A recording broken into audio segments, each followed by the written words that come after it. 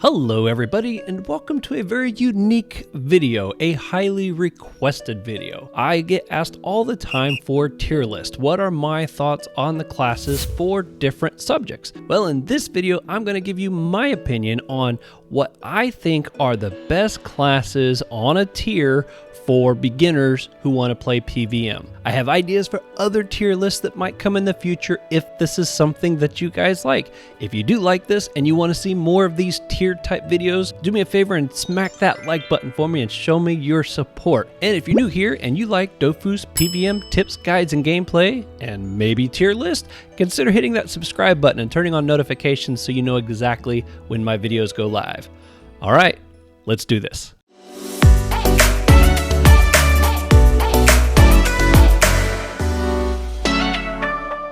All right, I've put this list together with 4 tiers to it. I tried to break it into 5, but I felt like I was really complicating things by that, and it's supposed to be for beginners, so let's keep it as simple as possible, all right? So 1, I've got labeled as no learning curve. It's pretty much ready, aim, fire. You're good to go. The class is what it is. 2 is going to be some learning curve, so you can pretty much go straight forward with them, but if you want to get to use them well, you're probably going to have to do a little bit of practicing, but nothing too crazy. 3 is a big learning curve. Not to say that a beginner couldn't just pick them up and begin to figure them out if they've never played the game before, but it's very likely you might run into some frustrations. And don't worry, I'll explain why I think they are on that tier if I put them there. And 4, just say no. That's the class that's going to make you want to just rage quit. Again, a beginner might be able to just pick them up, figure them out, and I don't want to discourage anybody from attempting a class that you want to play.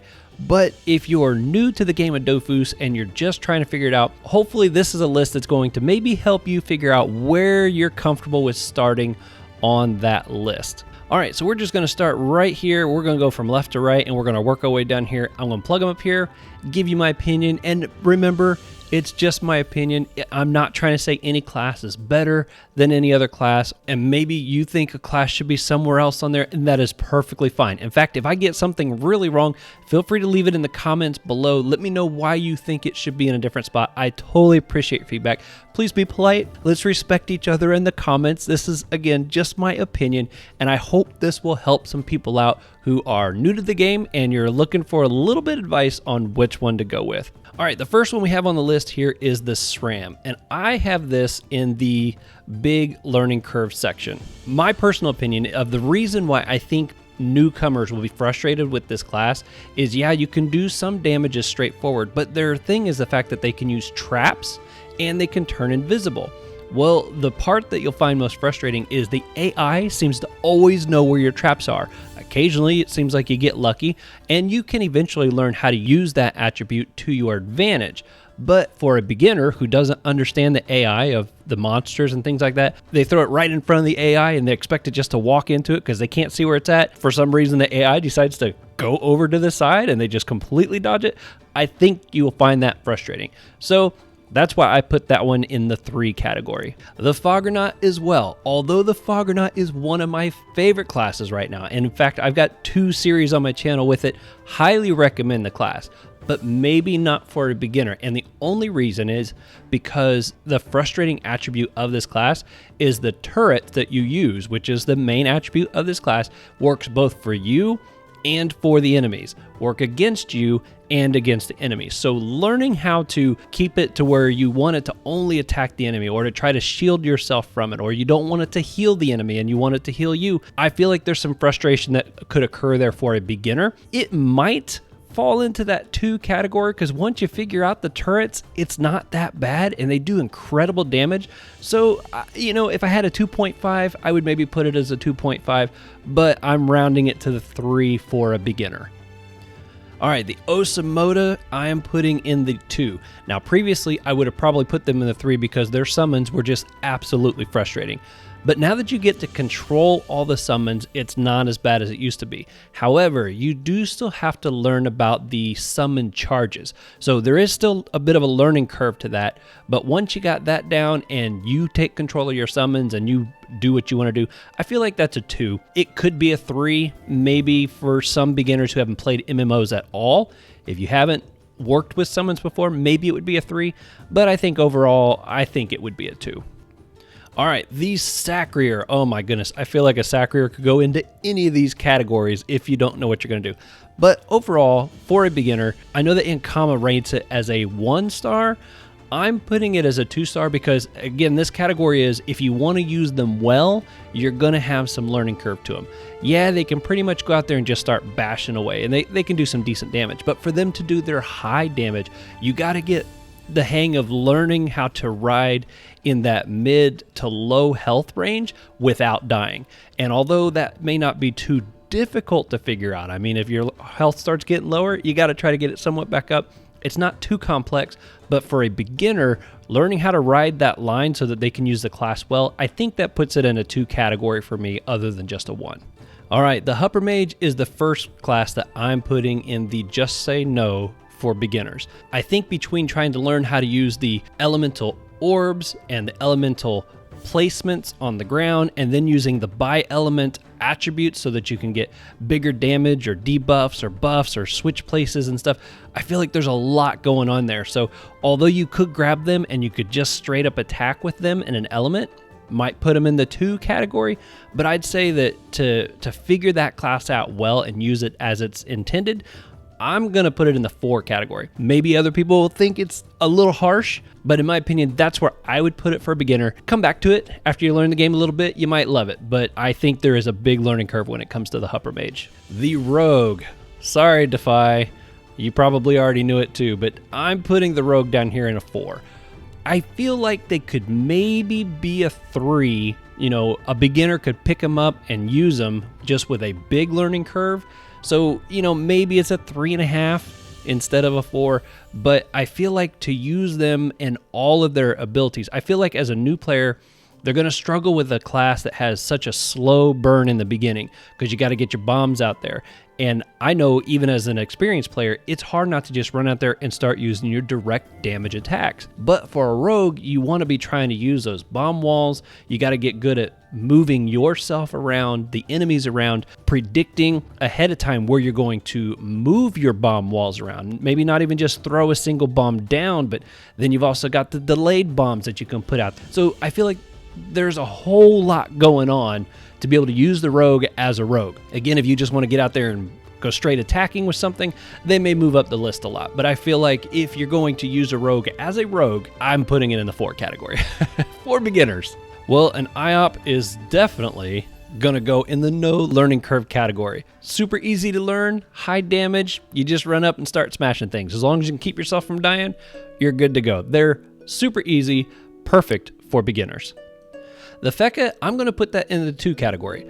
I feel like they use glyphs, but the glyphs are very easy to understand. It's a big blop, you put it on the ground, and it has an effect. It's not that complicated. The only part that did make me want to put it in a 2 instead of a 1 is because I do feel like some of those shieldings and damage reduction spells can be a little complicated to figure out how they work, in what way they work. So the combination of both the glyphs and the shields is what made me want to put it in the 2 category. They're not that difficult, so if you wanted to go after them, they're a great class, but I feel like they're more of a 2 for beginners instead of just a straight easy run out there and start smashing stuff. The Uganak, however, I would put in the 1 category. I see the Uganak a lot like the IOP, just with some extra twists and turns. Aside from the rage mode that he can transform into, which can be avoided if you pay attention to your spells or your timing, I feel like you just throw prey on whatever it is that you want to be attacking and you get extra bonuses. That's kind of what it boils down to. Now, they are more complex than that. I do feel like the IOP is more of a just run up and smash, and that is what you do. Uganaks might take a little bit more planning. I don't feel like they move into a 2 because they're fairly straightforward, I feel like still. I'd encourage anybody who maybe wants an IOP but just with a little more complexity to it, go with Uganak. You'll probably like it, but 1 is where I would put the Uganak. The Inutrof, I'm putting it in the 1 slot. Long range damage, easy to understand debuff spells, great support spells. They can do just about a little bit of everything.